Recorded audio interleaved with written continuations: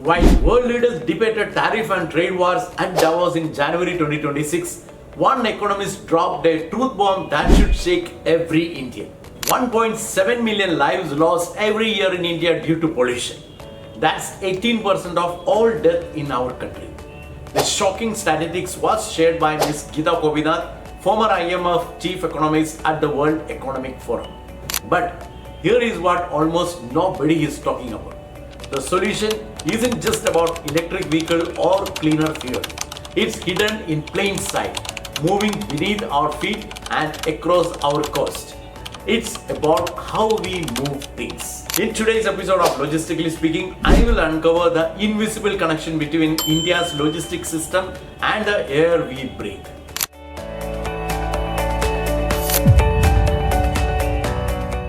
Let's start with the elephant in the room. Or should I say, the smog in the room.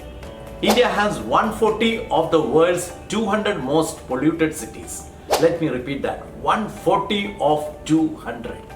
When Geeta Gopinath stood at Davos and said pollution poses a bigger threat to India's economy than global tariff, she wasn't just being dramatic, she was being brutally honest. The numbers are staggering. As per recent 2024 estimate, air pollution costs India nearly $260 billion every year, a massive jump from about 95 billion in 2019. That's more than the GDP of over 130 countries.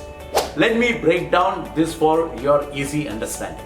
The major loss is due to premature death and illness, which is at $55 billion, followed by additional healthcare costs at $35 billion, and then the major factor of reduced productivity and business losses at around 50 billion each, which is followed by human capital and welfare losses. Like Ms. Gopinath emphasized, it's not just about people getting sick. It's also about international investors looking at India and saying, would I want my employees living there? Imagine you are a global CEO deciding where to set up your next manufacturing hub. India has the talent, the market, and the momentum. But then you look at the air quality data. Would you send your best people to cities where breathing feels like smoking 20 cigarettes every day? Delhi's AQI regularly crosses 400. In comparison, anything above 300 is considered hazardous by global standards. In November 2025, part of Delhi hit AQI levels of 600. That's off the charts. And as per some reporters, the real data is above 800. Mumbai used to breathe easier thanks to its sea breeze, which naturally pushed pollution away. But that advantage is fading. Winter air quality in the city now regularly slips into the 150 to 250 AQI range. Now, here is where it gets interesting. What if I told you that fixing how we move goods could solve half our pollution problem? Currently, nearly 70% of India's freight move by road. That's thousands of trucks burning fuel, stuck in traffic jam, and crawling at average speed of just 300 km per day. And here is a contrast. Indian trucks cover 300 km per day on an average, whereas the global standard is 500 to 800 km per day. To top it, 40% of our trucks run empty due to lack of logistic optimization, burning fuel, clogging road, and polluting the air. For years, the often quoted estimate of India's logistic cost was around 13 to 14% of GDP based on older or partial data and international comparison. But here is the good news. A groundbreaking 23-24 scientific study by NCAER and DPIIT have estimated the actual number as 7.9% of GDP. While we compare this to US, who is at 8.8% of GDP, Germany and China at 8%, and Australia at 8.6%, Indian figures are actually competitive. But here is a twist. The way we achieve this cost is killing us, literally. The good news is that there is a transformation happening, though at a slow pace. The partially implemented dedicated freight corridors, while completed, would be India's game-changing infrastructure.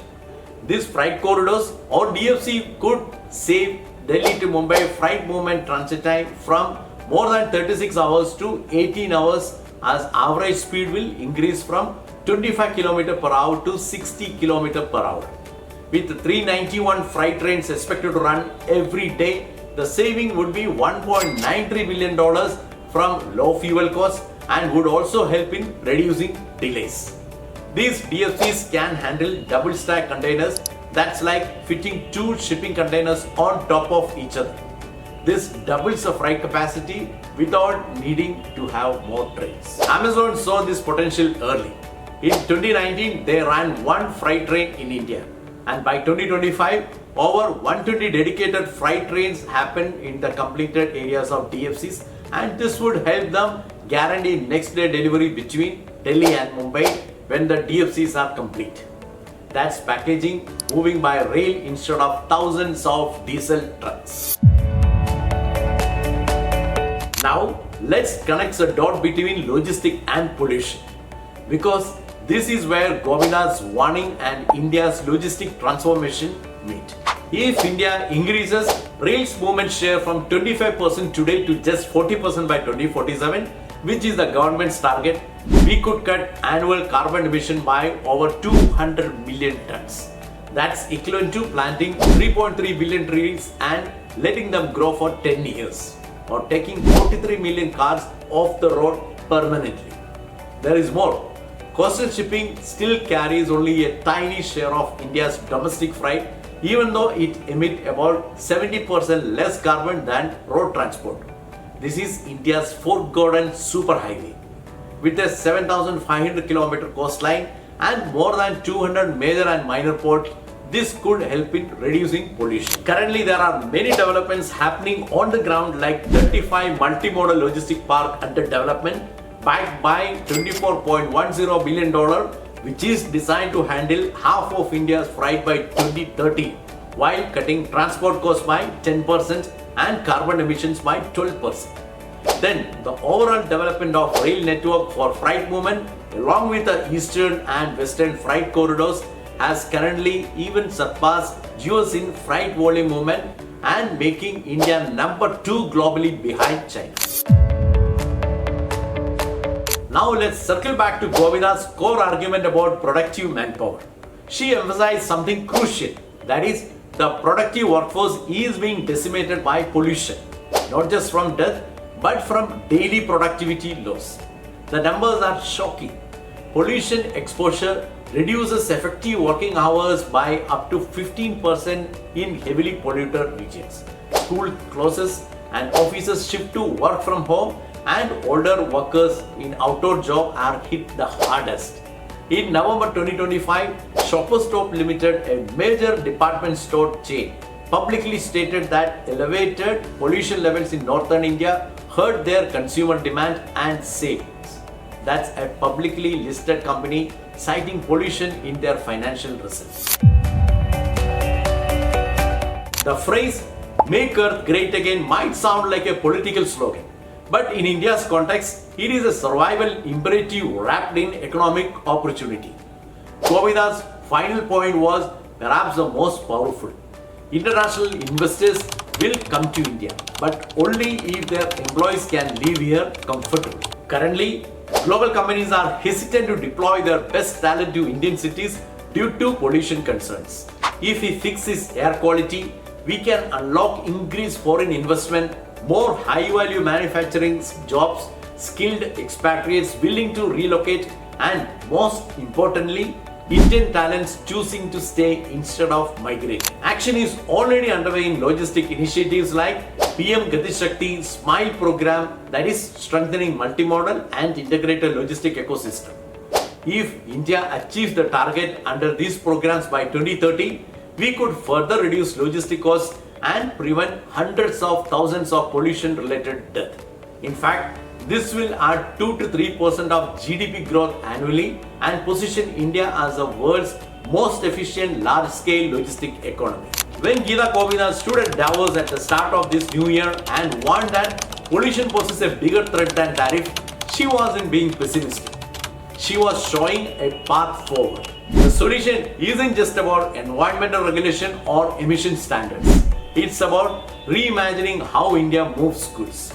It's about shifting freight from roads to rails and ships, building multimodal logistic infrastructure, leveraging our coastal geography, digitalizing and optimizing supply chain, and thinking of logistics not as a cost center but as a life-saving, economy-boosting strategic asset. India is projected to become the world's third largest economy by 2028. But Govinda reminded us, the question isn't about becoming number 3. The question is whether our people will be alive and healthy enough to enjoy the prosperity. It's time to connect the dots between how we move things and how we breathe, between logistic efficiency and life expectancy, between infrastructure investment and infant mortality. If you found this analysis insightful, do like, share and comment. Can logistic transformation really solve India's pollution crisis? Thank you and see you next week.